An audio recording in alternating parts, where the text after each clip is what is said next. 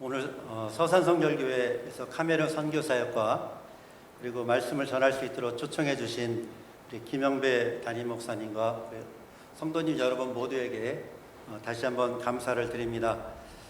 목사님께서 말씀하신 것처럼 2018년도에 카메룬에서 현지 사역자와 함께 서산교회를 방문한 적이 있었습니다. 카메룬 중보기도센터 건축 모금을 위해서 그때 방문했었고, 그때 여전도회 연합회에서 헌금, 귀한 헌금을 해주셨죠. 3천만 원 저희들에게 보내주셔서 건축을 마무리하는데 큰 힘이 되었습니다. 다시 한번 여러분의 기도와 후원에 감사드립니다. 감사합니다.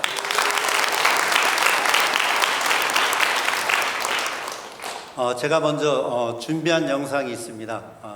준비한 영상을 먼저 같이 보신 후에 그 다음에 같이 말씀을 나누겠습니다.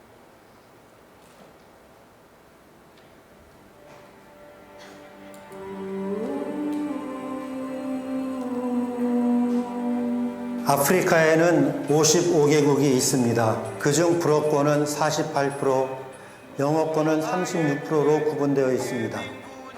현재 아프리카 대륙에서 가장 빠르게 성장하고 있는 종교는 이슬람입니다. 카메룬은 불어권으로 아프리카 중앙에 위치하여 남진하는 이슬람을 저지하는 치열한 영적 전쟁터입니다. 저는 그 치열한 전쟁터에서 1995년 10월에 파송받아 카메룬 선교사역을 하고 있는 송은천 선교사입니다.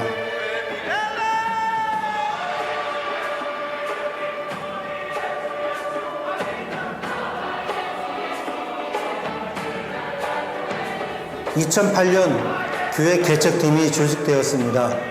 현재까지 12개 팀이 카메룬 밀림 지역과 그들 중 대표적인 미전도 종족인 피그미 부족을 대상으로 개척 사역을 하고 있습니다. 카메룬 북부 이슬람권까지도 진출하여 지금까지 100개 이상의 교회들이 개척되었고 복음을 전하고 있으며 많은 영혼들이 구원받고 주님께 돌아오고 있습니다.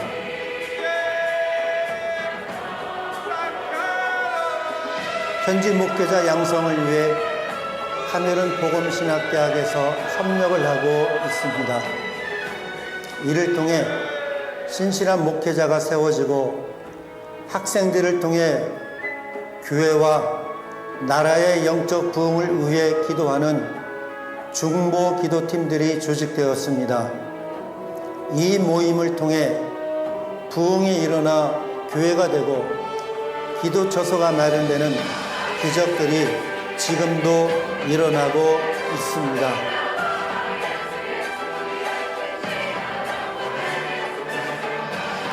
단기 선교팀과 함께 정기적으로 동부 밀림 지역교회 방문을 통해 선교지와 현지 교회에 대한 이해와 필요를 알게 됩니다. 그리고 선교지와 선교사를 위해 기도로 동역하게 됩니다.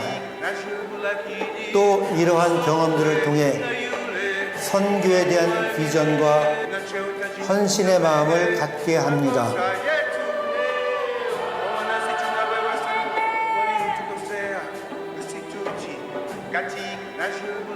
카메룬은 아프리카에서 남진하는 이슬람 세력과 기독교가 대치하고 있는 영적 저지선과 같은 지역입니다. 중보기도센터는 이슬람의 남진을 저지하며 영적 싸움을 하기 위해서 꼭 필요합니다. 복음 전파를 교묘하게 방해하는 악한 영들의 계계와 견고한진을 파하는 사역을 이루기 위해서입니다. 하루는 주님께서 아프리카와 카메룬의 영적 부흥을 위해 기도하는 소원을 주셔서 기도 가운데 2013년 대지를 구입하고 기국 예배를 드렸습니다. 건축은 3번의 공사 중단과 4번의 건축비 모금 과정을 통해 지난 2020년 7월 완공되었습니다.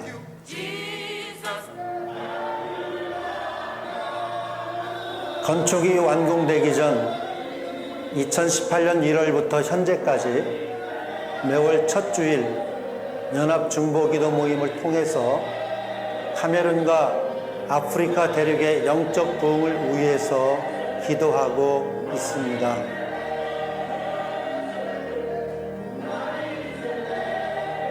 완공된 기도센터는 개신교 최초의 기도의 집이 되어 교단을 초월한 영적 연합운동, 회복과 충전의 장소로 교회와 목회자들과 성도들을 섬기는 장소가 될 것입니다. 이 일이 이루어질 수 있도록 함께 기도해 주시고 최선을 다해 귀한 헌금을 해주신 모든 후원자분들께 감사를 드립니다.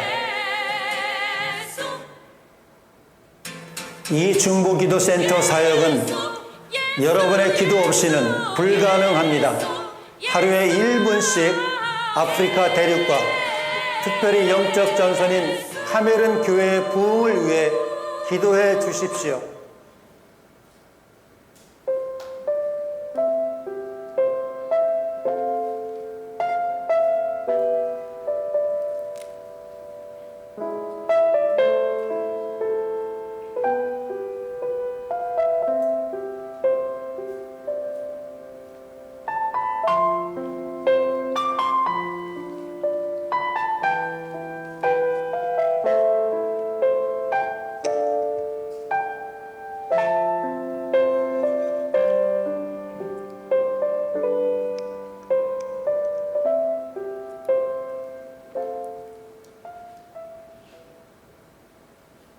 감사합니다.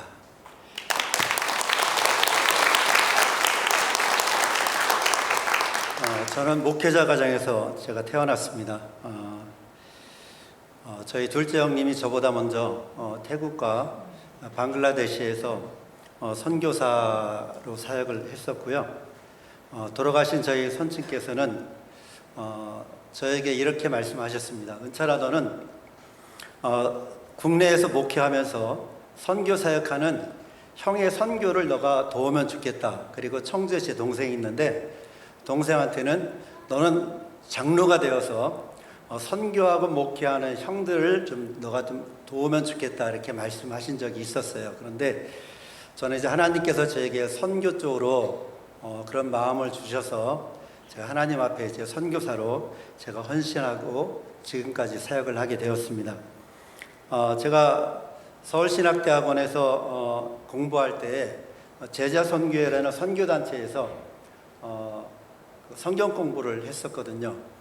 그때 그 모임 시간에 저희들을 이제 양육하시는 어느 간사님이 비전에 대해서 특강을 하셨어요. 그분이 하신 말 중에 제가 지금까지 기억나는 것은 비전이 없이 산 사람은 죽을 때 후회합니다. 그러나 비전을 갖고 산 사람은 세상 떠날 때 결코 후회하지 않습니다. 그러므로 후회 없는 인생을 살기 원합니까? 하나님이 주신 비전을 갖고 살아야 합니다.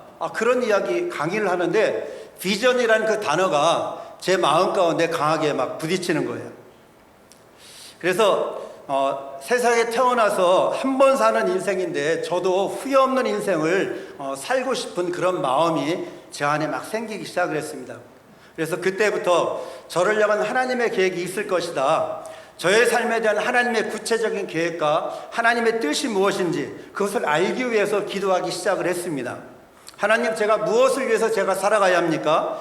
제가 어떤 일을 하면서 제가 살아가야 합니까? 제가 평생 동안 무엇을 이루며 제가 살아가야 합니까? 하나님 앞에 기도하기 시작을 한 거예요. 기도할 때 진로가 국내 사역과 해외 선교 쪽으로 이제 좁혀지기 시작을 했습니다. 두 길 중에 어느 길로 가야 될지 하나님 앞에 기도하다가 1991년 9월 달에 태국과 방글라데시를 방문할 수 있는 기회가 생겼습니다.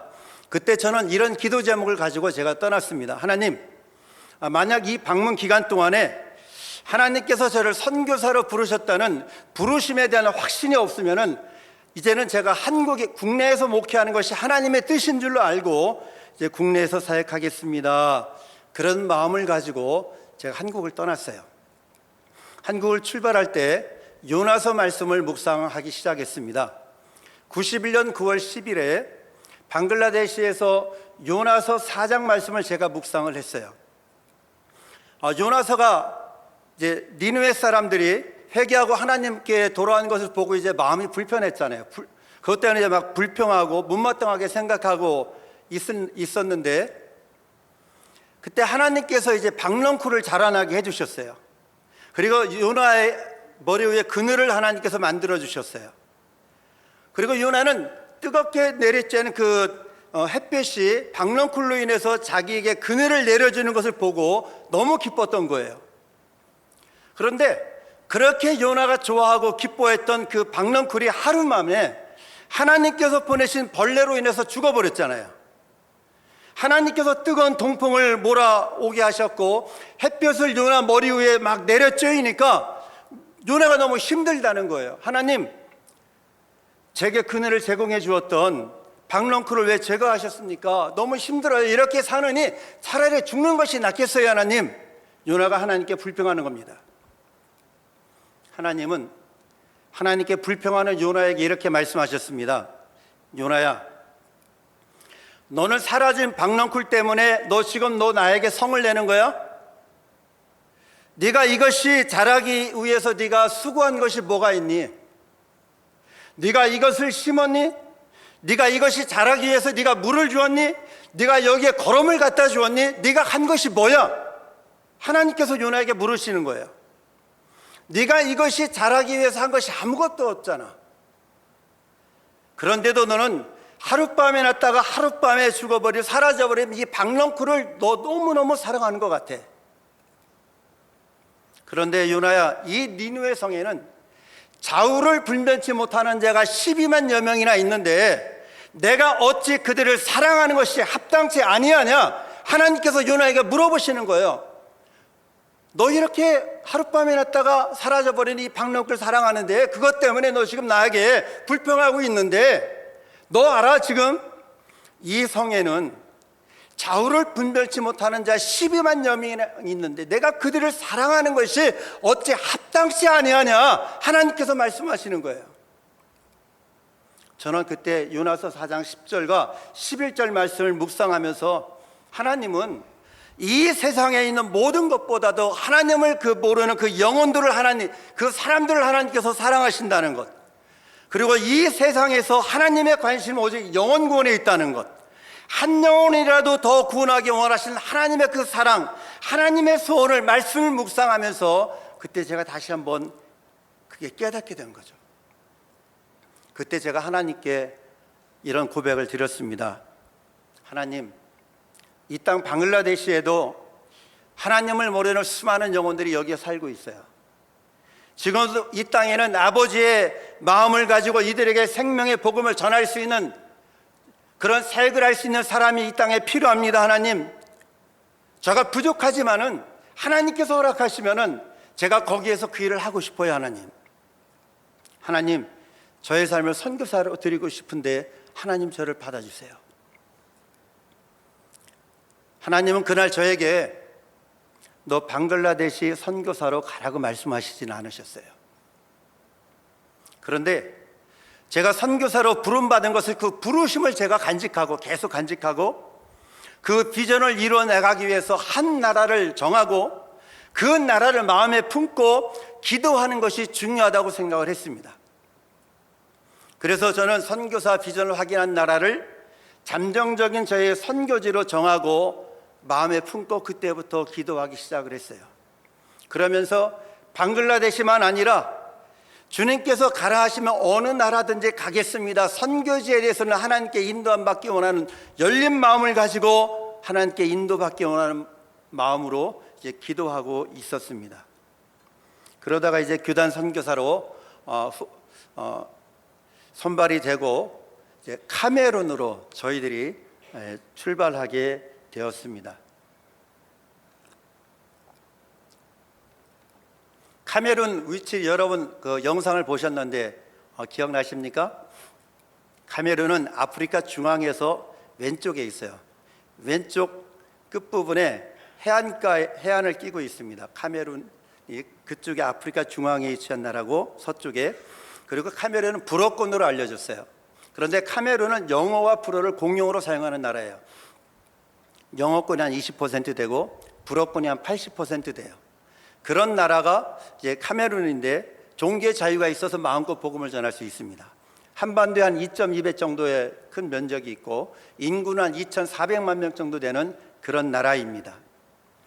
거기에서 우리 교단 선교사들이 7가정 그리고 한 분의 싱글 8가정이 카메룬에서 같이 교회 개척 사역도 하고 그리고 학원 사역도 하고 그리고 신학교 사역도 하고 여러 가지 다양한 사역을 저희들이 협력해서 아름답게 사역을 잘 하고 있는 카메룬 선교부입니다. 여러분 기억나실 때마다 카메룬 선교부가 하나님의 마음을 기쁘게 해드리는 그런 선교부가 될 수 있도록 함께 기도해 주시면 감사하겠습니다. 사진을 한번 보여주시죠. 아프리카 지도. 네. 지금 아프리카에서 가장 빠르게 성장하고 있는 종교는 이슬람이에요. 여러분이 보시는 이 사진은 아프리카에서 이슬람이 어느 정도까지 남쪽으로 내려오고 있는지 그 상황을 색깔로 구분해서 우리에게 보여주고 있는 거예요. 빨간색이 이슬람에 내려오고 있는 상황을 보여주고 있는 거예요.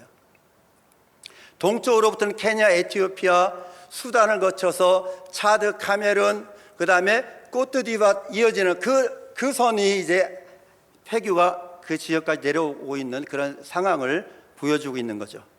그래서 카메룬은 아프리카 대륙에서 세력을 키워서 남진하고 있는 이슬람하고 카메룬의 기독교가 맞서서 대립하고 있는 영적 최전선의 지역으로 저는 여러분들에게 소개해 드리고 싶습니다.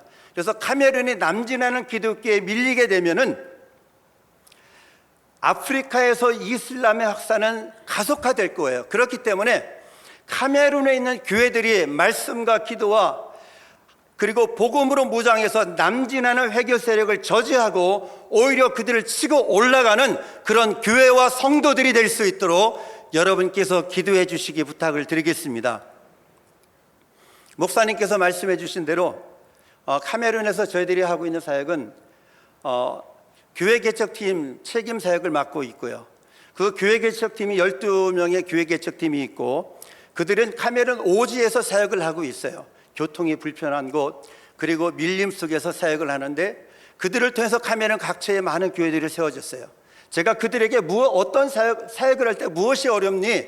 그들에게 물어보니까 그들의 얘기는 목사님 우리는 밀림에서 사역을 하다 보니까 그 사역을 할 때 그 정글을 밀림 속을 지나가다니는 야생 동물을 만날 위험도 있고 그리고 지역을 지나다니면 부족이 다른 사람들로 인해서 텃세를 받아서 우리가 신변의 위협을 당하는 경우도 많이 있고 그리고 교통이 없다 보니까 우리가 보통 10km, 20km 다니면서 사역을 하다 보니까 많이 힘들어요. 그러면서 그들은 이제 효과적인 복음 전도 사역을 위해서 오토바이가 필요하다는 그런 요청을 하면서 기도를 부탁한 적이 있어요. 또 하나는 카메룬과 아프리카 대륙의 영적인 부흥을 위해서 어떤 중보기도하는 사역을 하면서 이 사역을 효과적으로 하기 위해서 카메룬 중보기도 센터 건축을 시작하게 되었고 카메룬 중보기도 센터를 건축하면서 2014년도에 그 센터를 건축하면서 그 안에서 교회를 개척하게 되었고 그리고 교회를 개척하고 나서 지금까지 사역을 담임하고 있습니다. 그러면서 영상을 보신 것처럼 2018년 1월 달부터는 지역의 교회들과 연합해서 카메룬과 아프리카 대륙의 영적인 부흥을 위해서 연합해서 중보기도하는 중보기도 사역을 한 달에 한 번씩 하는 것 지금까지 쉬지 않고 계속 진행하고 있습니다. 그리고 카메룬 복음진학대학에서 학생들에게 이제 강의를 하는데 중보기도 강의를 학생들에게 합니다. 학생들에게 강의를 할 때에 독서 과제를 주고 또 하나는 학생들에게 한 학기 동안에 한 학생이 중보기도 팀을 조직을 하는 거예요. 중보기도 팀을 조직을 해서 일주일에 한 번씩 기도 모임을 갖고 그리고 저에게 보고서를 제출하는 거예요.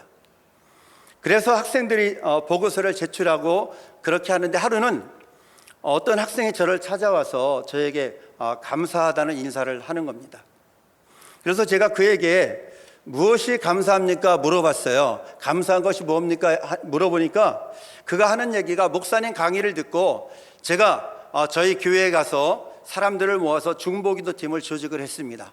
처음에 중보기도 팀을 모여서 시작을 할 때는 4명과 5명이 모여서 우리가 기도를 했는데 시간이 지나다 보니까 한 학기를 마칠 때 되니까 그 중보기도팀에 참석하는 사람들의 숫자가 40명이 되었다고 이야기를 하는 거예요.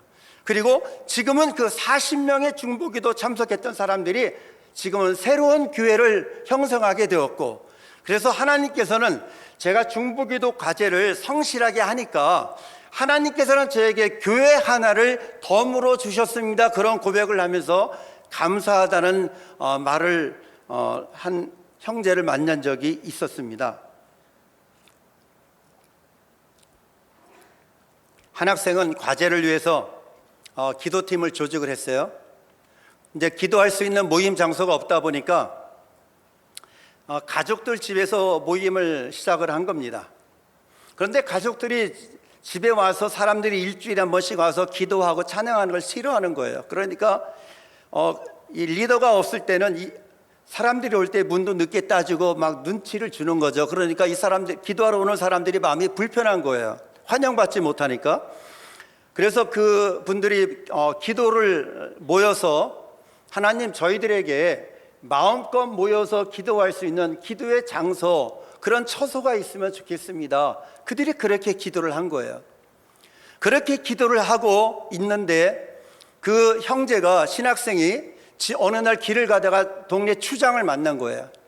추장과 대화 가운데 추장이 그 마음을 감동을 받고 우리가 당신의 교회에 우리가 땅을 주겠습니다 이야기를 하는 거예요.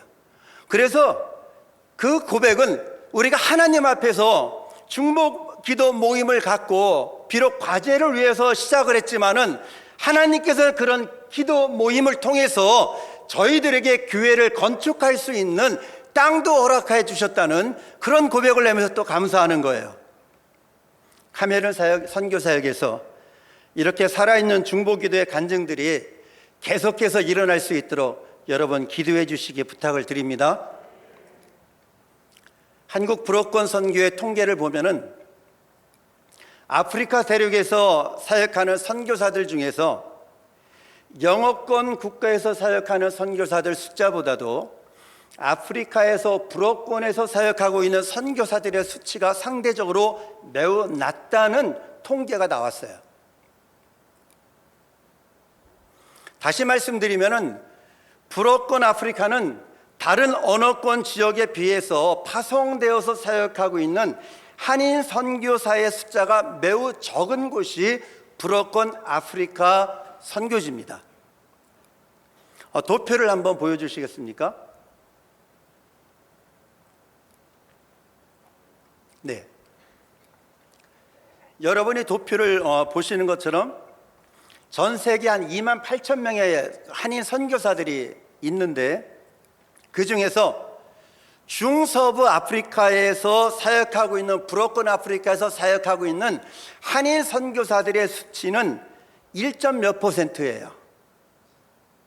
그렇기 때문에 불어권 아프리카는 다른 선교 권역에 비해서 상대적으로 소외되어진 선교지다라고 여러분들에게 소개해 드릴 수 있겠습니다.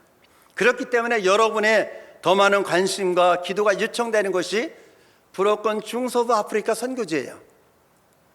아프리카 대륙에서 불어권 지역은 이슬람화가 다른 지역보다도 가장 빠르게 진행되고 있는 지역입니다. 아프리카 국가들 중에서 이슬람 국가들이 대부분 어디에 있냐면은 그 불어권 아프리카에 있어요. 그런데 그런 나라들 중에서 세네갈이라는 나라가 있습니다. 아프리카 지도 부탁드리겠습니다. 세네갈이라는 나라가 있고 말리가 있어요. 윗부분에 세네갈, 말리 조항수 선교사님이 사역하는 곳이죠. 세네갈, 말리, 니제르, 부르키나파소, 차드, 그런 나라들. 참고로 세네갈은 이슬람이 94%예요. 말리는 전체 인구의 90%가 회교도예요. 니제르는 95%, 부르키나파소는 61.5%, 차드는 53.1%가 이슬람이에요. 그런데 그런 나라들은 대부분의 국민들이 무슬림이지만은 그 땅에서 교회를 개척하고 복음을 전하는 데는 법으로 금지하고 있지는 않아요. 카메룬 북부 지역도 대부분의 주민들이 무슬림이에요. 회교도들인데 그곳에서 교회를 세우고 교회 복음을 전하는 사람들에게, 물론 그 이슬람 사람들에게, 무슬림에게 방해도 받고 텃세도 받지만은, 그러나 나라 법으로 저촉받지 않기 때문에 복음을 전할 수 있는 자유가 있는 그런 지역입니다. 그런데 이슬람 종교를 국가 종교로 정한 이슬람권이 있잖아요. 모리타니아라는 나라가 있어요. 알제리, 모로코, 튀니지, 건너가 중동 쪽에는 이란, 사우디아라비아, 그런 나라는 선교사 신분으로는 입국이 불가능한 그런 나라예요. 그런 나라는 법적으로 선교 사역이 불가능한 나라죠. 그렇기 때문에 거기에서 복음을 전하고 선교사가 교회를 세우고 영혼을 구원하기 위해서 막 전도하는 일을 할 때는 그게 안 되는 거예요. 드러나서 할 수 있는 일이 아니니까. 그런데 불어권 중서부 아프리카는요, 어떻게 다르냐면은 말리, 니제르, 부르키나파소, 그리고 불어권 중부 아프리카, 차드, 카메룬 북부 지역은, 그 카메룬 북부 이슬람 지역은요, 종교의 자유가 있기 때문에 마음껏 복음을 전할 수 있는 자유가 있다는 거예요. 그래서 선교 사역이 가능하다는 거죠. 그래서 아프리카의 중서부의 불어권 국가들은 어찌 보면은 이슬람 선교를 위해서 준비하고 있는 사람들에게 준비되어진 선교지다라고 저는 여러분들에게 소개해드리고 싶어요. 그런 지역으로 선교사들이 더 나가면 좋겠습니다. 그래서 아프리카에서 회교의 남진을 저지하는 선교 사역이 각처에서 활발하게 일어날 수 있도록 여러분 많이 기도해 주시기를 부탁을 드리겠습니다.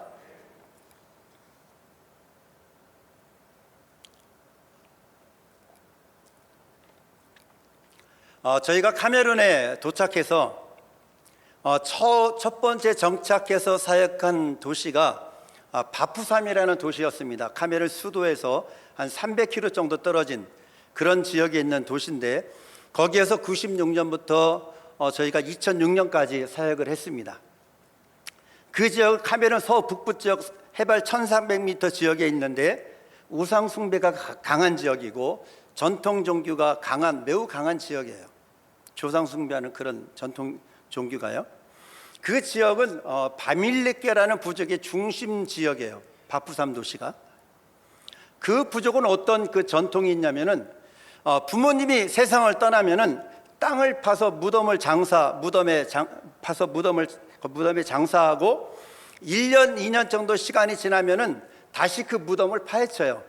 그 무덤을 파헤쳐서 거기서 부모의 해골만을 취해서 집으로 가져가서 그 유골을 숭배하는 그런 전통이 있는 그런 부족이에요. 그런데 대부분의 그 부족의 사람들이 자신들이 이렇게 유골 숭배하는 것을 하지 않으면은 개인적으로나 아니면 집안 전체가 조상으로부터 화를 입는다고 생각을 하는 거죠. 두려워하는 거예요. 그래서 그 부족의 많은 사람들이 이 전통에 매여서 이 두려움 때문에 이제 그 조상 신을 섬기는 일을 행하고 있어요. 카메룬 현직교회에서 가장 큰 교단이라고 할 수 있는 그 복음교단이라는 것이 있어요. 그 교단의 중심 교회들이 바푸삼에 많이 있는데, 그 바푸삼에 있는 그 교회에서 성도들에게 이렇게 이야기를 하는 거죠. 목회자들이. 여러분, 성경에서 부모를 공경하라고 했습니다. 부모는 부모님 생전하실 때만 부모가 아니고, 부모님이 돌아가셨을 때도 부모니까 돌아가신 부모의 유골을 숭배하는 거 전혀 문제가 안 된다, 그런 이야기를 하는 거죠. 하루는 저희가 그 지역에서 사역을 하는데 하나님께 제가 이런 기도를 드린 적이 있어요. 하나님, 왜 이 지역에서 복음 전도하는 사역이 다른 지역에 비해서 더디게 진행되고 어려움도 있고 교회 부흥도 하나님 더딥니까? 하나님께 그런 기도를 드렸어요. 이렇게 기도할 때 하나님께서 제게 이런 깨달음을 주시는 거예요. 송 목사, 지금 너희 교회가 위치한 지역에 복음이 전해지고 교회가 세워진 지 한 몇 년 정도 된 것 같아. 기도 가운데 그런 질문이 들리는 것 같아요. 그래서 그 당시에 기도하면서 저희 교회가 위치한 지역에 교회들이 들어온 역사가 몇 년 정도 되었을까 한번 생각을 한 거예요. 계산해 보니까 아무리 길게 잡아도 저희 교회가 위치한 지역에 그 꼽추라는 지역이었는데 그 지역에 교회가 들어온 지 아무리 길게 잡아도 50년, 60년 이상 된 교회는 없었어요.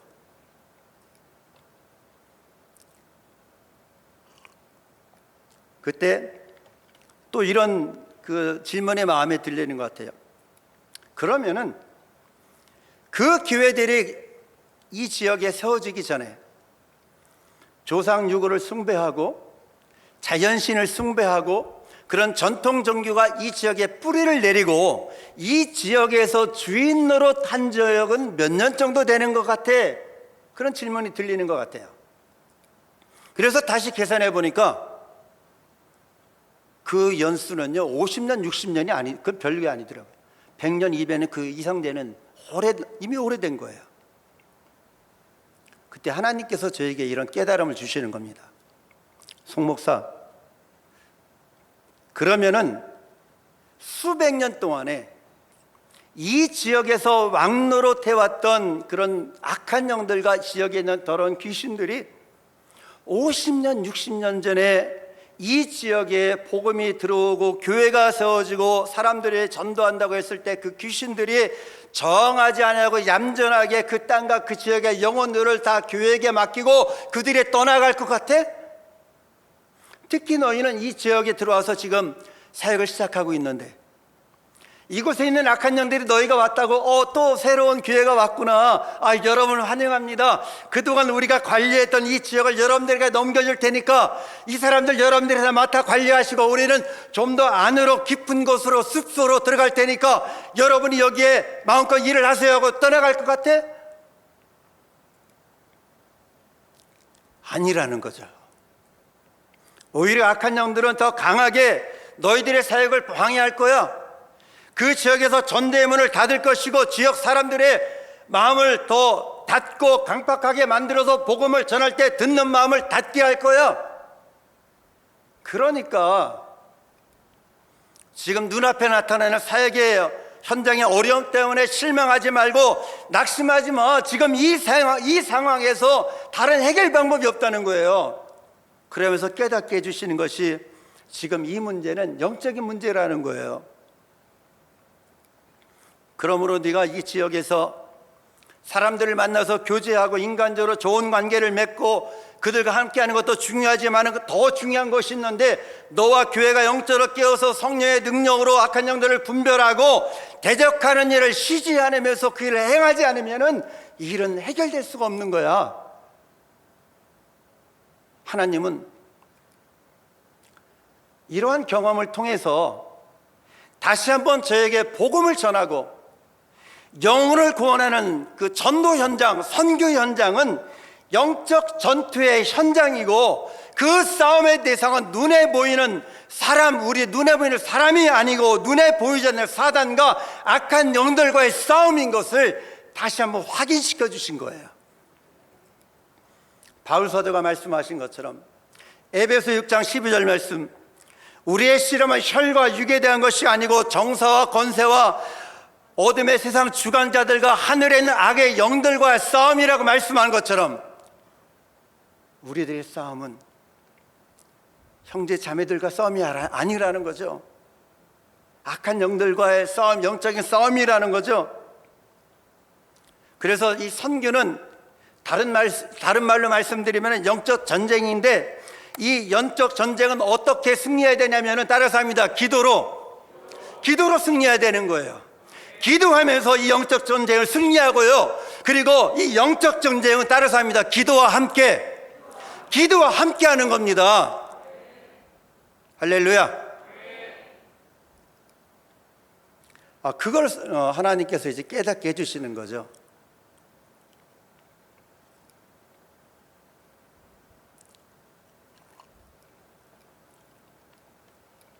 오늘 우리가 함께 읽은 말씀을 보시면은 하루는 애굽에서 종노릇하던 이스라엘 백성들이 나와요. 이스라엘 백성들이 노예 생활이 너무너무 힘든 거예요. 너무 힘들어서 그들이 하나님 앞에 이제 부르짖기 시작한 거예요. 그들이 하나님 앞에 기도를 시작한 거예요. 너무 힘들어서. 23절 후반부 말씀을 보시면은요, 이스라엘 자손은 고된 노동으로 말미암아 부르짖는 소리가 하나님께 상달됐다고 하잖아요. 이스라엘 백성들이 고된 노동 때문에 하나님 앞에 어떻게 했다고요? 부르짖었다는 거예요. 부르짖었어요. 하나님, 이 노예 생활, 이 어려운 가운데 있는 저희들 하나님 구원해 주세요. 언제까지 저희가 여기에서 노예로 살아가야 합니까? 너무 힘들어요. 하나님. 하나님 저희 살려주세요. 하나님 저에게 자유를 주세요. 하나님, 이 고통의 자리에서 하나님 저희를 해방시켜 주세요. 이스라엘 백성들이 하나님 앞에 부르짖는 거예요. 그때 하나님은 고통 가운데 하나님께 부르짖는 이스라엘 백성들의 그 부르짖는 그 부르짖음을 하나님께서 들으셨어요. 23절 후반부 말씀 다시 한번, 23절 말씀 다 같이 한번 읽으시겠습니다. 시작.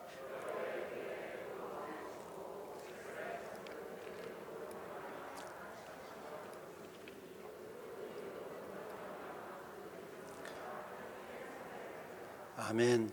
탄식하며 부르짖으니 그 고된 노동으로 말미암아 부르짖는 소리가 누구에게 상달됐다고요? 하나님께 상달됐다는 거예요. 24절 말씀에 보면은 하나님이 그들의 고통 소리를 어떻게 하셨다고요?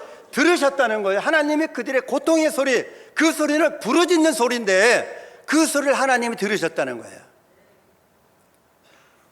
여러분, 이 말씀들처럼 하나님은요, 이스라엘 백성들이 애굽에서 고통 가운데 부르짖어 기도할 때 하나님께서는 그들의 그 기도를 들으셨습니다.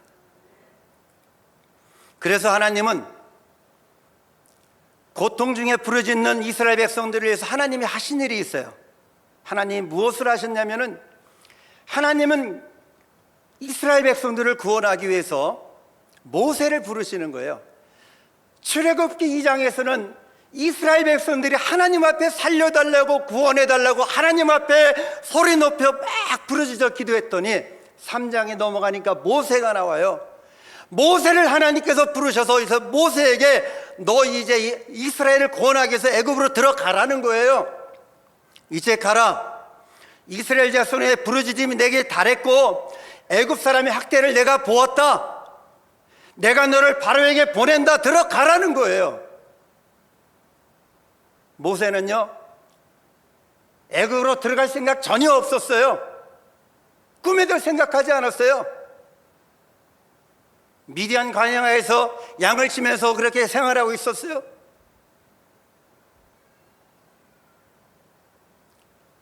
그런데 이스라엘 백성이요, 애굽에서 하나님 앞에 하나님하고 부르짖으며 기도할 때 하나님께서는 미디안 광야에서 양을 치고 있는 모세를 부르신 거예요. 이게 하나님이 일하시는 거예요.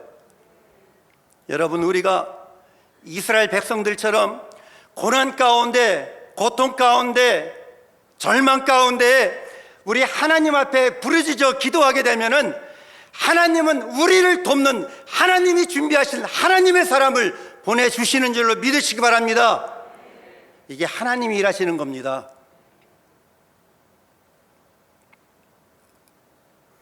하나님은 그 모세를 통해서 애굽에 열재앙을 내리셨어요. 그리고 이스라엘 백성들을 애굽 땅에서 하나님께서 해방시켜 주셨어요. 그런데 애굽의 바로 왕이 이스라엘 백성들이 떠나니까 뒤늦게 후회했잖아요. 내가 왜 보냈지? 다시 명령 내려서 잡아들여 했잖아요. 그래서 막 마차를 타고 군대가 막 쫓아왔어요. 잡아들이려고. 이스라엘 백성들이 도착한 것이 홍해에 도착했습니다. 이스라엘 백성들이 홍해에 도착했다는 말이 무슨 뜻인지 아세요? 그들 이스라엘 백성들이 더 이상 앞으로 나갈 수 있는 길이 사라졌다는 거예요. 수심이 깊은 바다가 이스라엘 백성들이 갈 수 있는 길을 막고 있었어요. 뒤를 돌아보니까 바로의 군대가 막 쫓아와요. 이스라엘 백성은 앞으로 나갈 수도 없고요, 뒤로 돌아갈 수도 없는, 그렇다고 어찌할 수도 없는, 앞뒤가 꽉 막혀있는 그런 상황에 이스라엘 백성들이 처한 거예요. 절체절명의 상황에 이스라엘 백성들이 처했습니다. 이때는 이스라엘 백성들이 위기의 순간이었어요. 그러자 하나님은 출애굽기 14장 15절에서 모세에게 말씀하시는 거예요. 여호와께서 모세에게 이르시되 너는 어찌하여 내게 부르짖느냐. 모세가 하나님께 또 부르짖은 거예요. 모세가 하나님께 부르짖자 하나님께서 하신 일이 있어요. 하나님께서 모세에게 너는 내게 어찌하여 부르짖느냐, 이스라엘 자손을 명해서 앞으로 나아가게 하라, 지팡이를 내밀어라.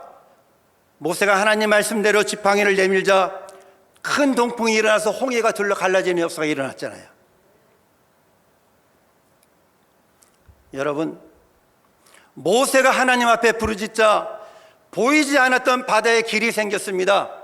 모세가 하나님 앞에 부르짖자 보이지 않았던 바다에 앞으로 나갈 수 있는 길이 다시 열리게 된 거예요. 살 길이 열렸어요.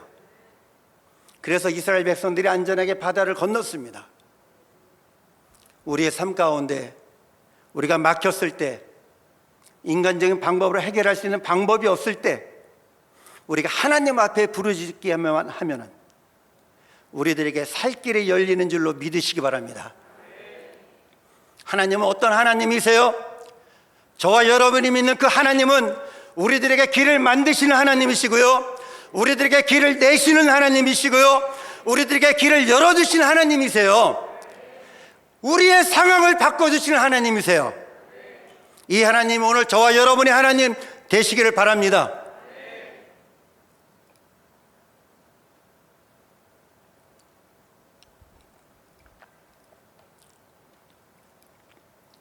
지난 2006년은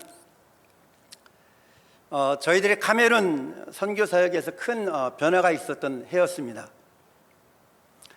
야운데에서 사역하고 있던 저희 선배 선교사님이 교단 선교 정책에 의해서 다른 나라로 이제 옮기게 되었습니다.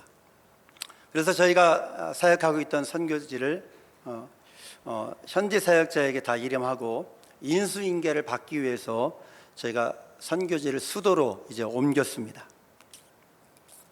그런데 이제 선교지를 옮기기로 한 선배님의 사역지 이동이 이제 지연이 되면서, 현지 사정으로 지연이 되면서 결국 이제 카메룬에 같이 있게 되었죠.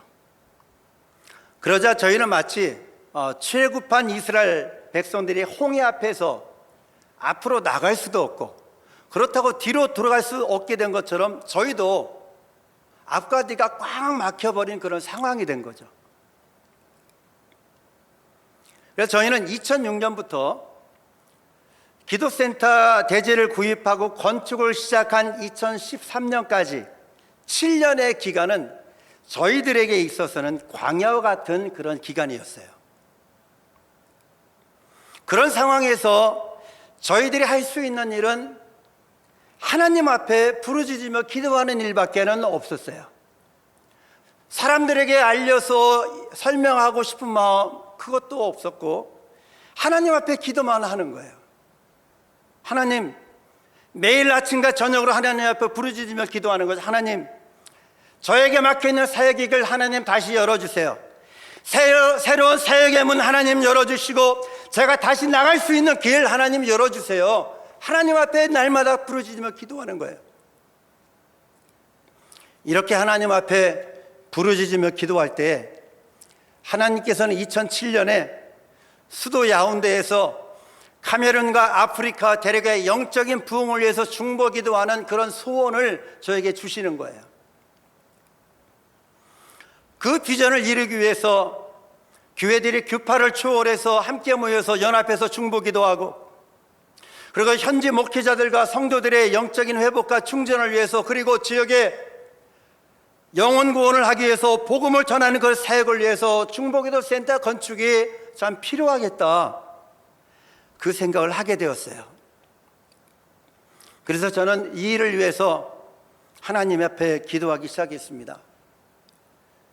그 당시에는 그 비전을 위해서 준비된 것이 아무것도 없었잖아요. 동역자도 없었고 건물도 없었고 땅도 없었고 준비된 재정 아무것도 없었어요. 어느 것 하나 준비된 것이 그것이 없었어요.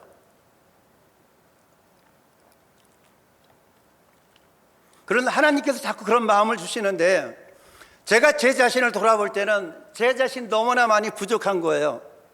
그러니까 저는 자꾸 그 마음을, 감동을 주실 때마다 자꾸 뒤로 빼는 거죠. 과연 제가 이렇게 크고 중요한 일을, 이 사명을 감당할 수 있을까? 제가 부족한 걸 잘 아니까 자꾸 주저하는 거예요.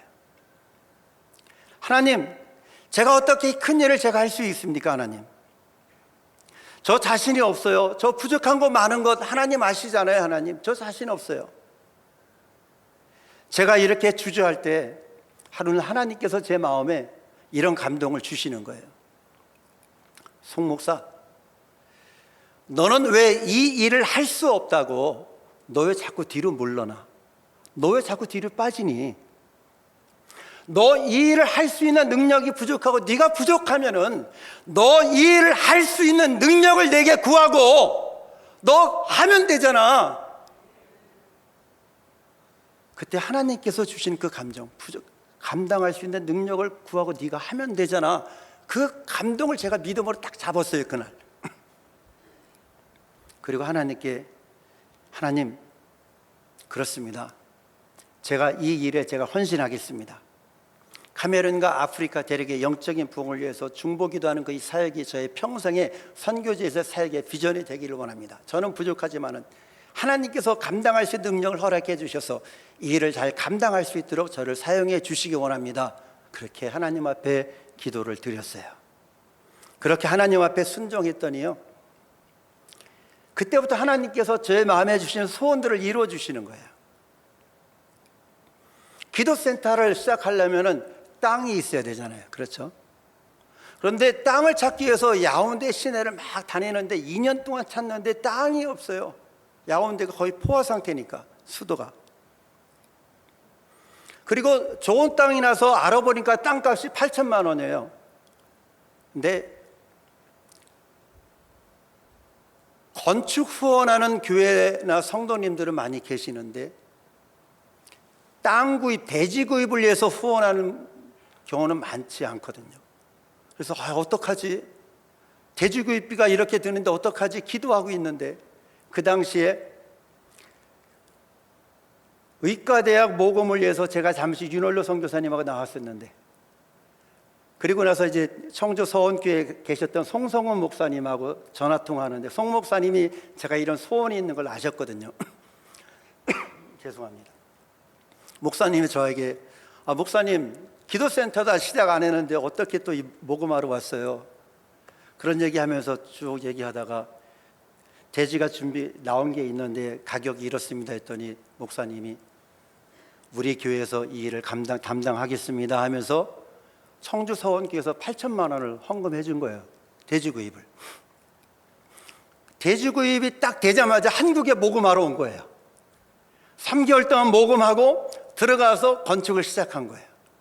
그리고 나서 그 전에 하나님께서 또, 그런 건축을 어떻게 하지? 설계를 해야 되잖아요. 제가 설계하는 사람은 아는 분도 없고, 그런데 조금 전에 말씀해 주신 전영범 목사님을 통해서 설계하시는 분을 또 만나게 하시는 거예요. 또 그분이 얘기했더니 저희 중보기도 센터 모든 조감도 설계를 그분이 다 그냥 다 해주신 거예요. 저는 기도하면서 하나님께서 뭐 주시고 뭐 주시면 이제 거기 들어갈 거면 이거 들어가고 이거 들어가 저거 해주세요 하면 그분이 거기에 맞춰서 계속 변경해 가면서 그거 설계도를 저에게 보내주신 거예요. 대지를 허락해 주시죠. 설계도 하나님께서 설계를 해 주시죠. 동역자 하나님 보내주시죠. 건축이 7년 동안에 건축이 진행이 되었지만은 작년 7월에 안식년으로 들어올 때 건축을 완공하고 들어올 수 있게 되었어요. 여러분, 이런 얘기를 들으실 때마다 이 일은 누가 하신 거예요? 하나님이 하신 거예요. 하나님이 위대하신 분이에요. 하나님은 하나님이 주신 감동에 순종하는 사람을 통해서 하나님의 그 뜻을 이루어 가시는 하나님이세요. 서산교회가 그런 교회 되기 바랍니다.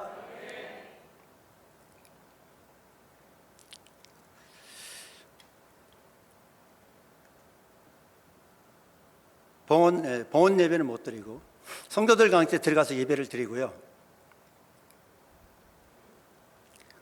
이제 안식년 들어오기 전에 7월 둘째 주일 예배를 드리고 성도들 몇 사람과 함께 교회 앞뜰에서 이야기를 하는데 저희 교회 집사님 몇 분이 저에게 이런 이야기를 합니다. 목사님의 건축을 하는 거 우리가 오랫동안 지켜봐왔고 목사님 수고한 거 우리가 잘 압니다. 이제는 여러분이 화면을 보실 때 저희 앞에 그 황토 바닥이었잖아요. 땅이 황토였잖아요. 비만 오면은 이렇게 돼요. 그러니까 성도들이 이제 그런 이야기, 목사님이 이거를 하지 못했는데 저희들이 이걸 마무리할 수 있는 여력이 없었어요. 힘들어서 이제 건물만 마무리하고 딱 나오려고 하는데 성도들이 우리가 이걸 시멘트로 포장하겠습니다 이야기를 하는 거예요. 그래서 제가 감사합니다, 좋습니다 이야기를 했어요. 그리고 한국에 들어왔어요. 8월 달부터 그들이 어떻게 하냐면은 8월부터 한 달에 한 번씩 이 포장을 위해서 헌금하는 주일로 정하고 헌금을 시작을 하는 거예요. 그리고 12월 달에 연락이 왔어요. 연락이 오기를, 목사님 3월부터 우기가 시작하니까 우기가 시작하기 전에 포장을 해야 될 것 같아요. 좋습니다 이야기를 했어요. 그리고 나서 그들이 1월 29일 날 저희에게 연락이 왔는데 사진과 함께 포장을 했다는 거예요. 한번 보여주시죠. 포장을 한 거예요. 성도들이 그들의 한국 돈은 한 750만 원이에요. 많은 돈이거든요. 그들이 그 기간 동안에 자발적으로, 제가 시킨 것도 아니고 자발적으로 저들이 헌금한 거예요. 이거는 우리가 하자. 그래서 그들이 그 일을 하고 저에게 사진을 보내준 거예요. 사진을 봤을 때 내가 혼자였던 것이 아니었구나. 내가 선교지에서 혼자 막 일한 것이 아니라 저하고 같이 짐을 짊어 나눠지고 함께 하려는 하나님이 보낸 사람들이 내 옆에 있었구나. 그것이 생각이 나면서 너무 감사한 거예요. 그래서 그 성도들이 너무 감사하고 또 자랑스럽고요. 그래서 하나님 앞에 감사 고백을 드렸는데 이 일도 하나님이 하신 거죠.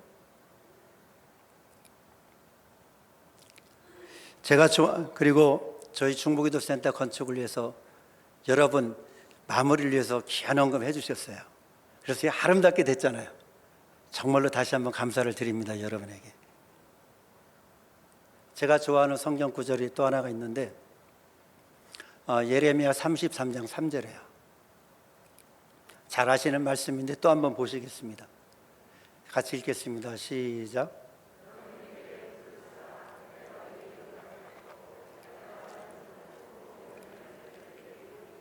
아멘.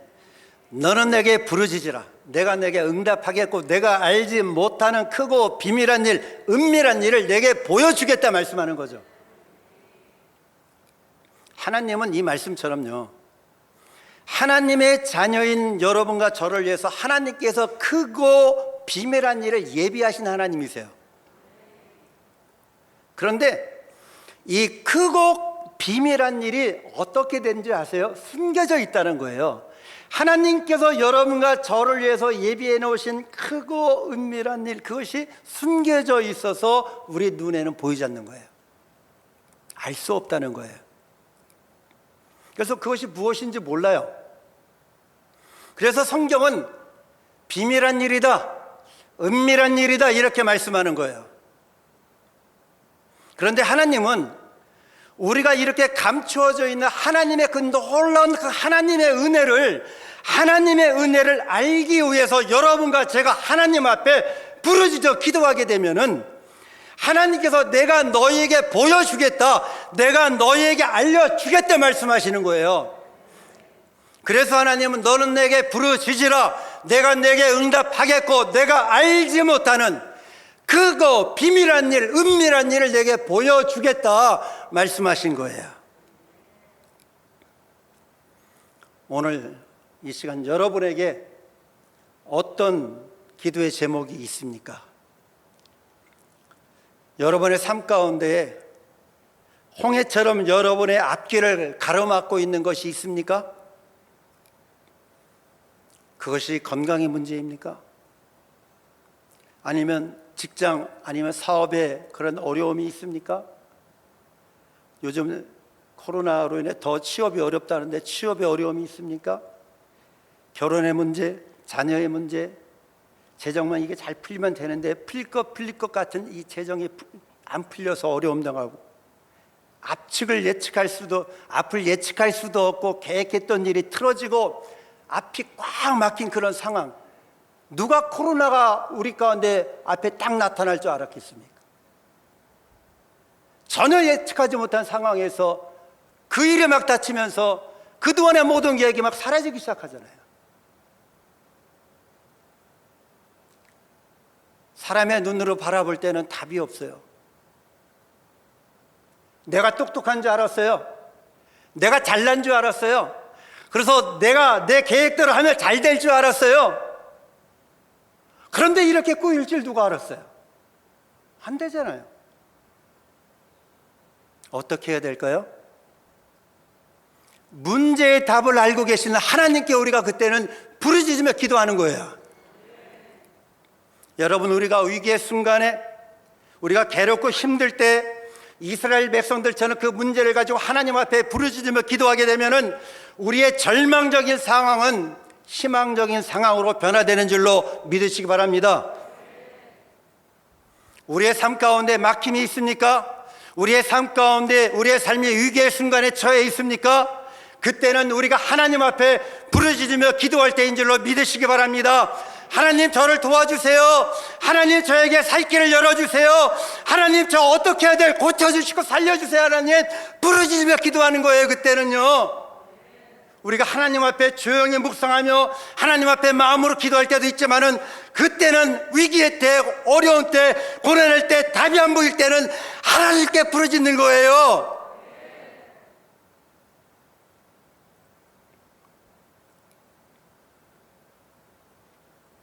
우리가 그렇게 하나님 앞에 막 부르짖으며 기도하게 되면은 우리의 삶 가운데 막힘이 뚫리게 됩니다.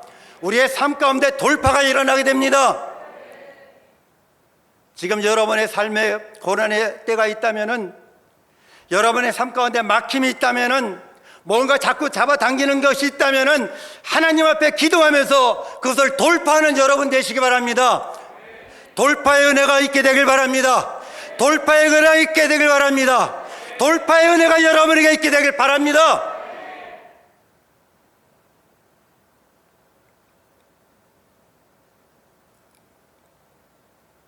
여러분, 우리가 믿는 하나님은 상황을 반전시키는 하나님이세요. 따라서 합니다. 반전시키는 하나님. 예, 반전시키는 하나님이세요. 반전시키는 하나님.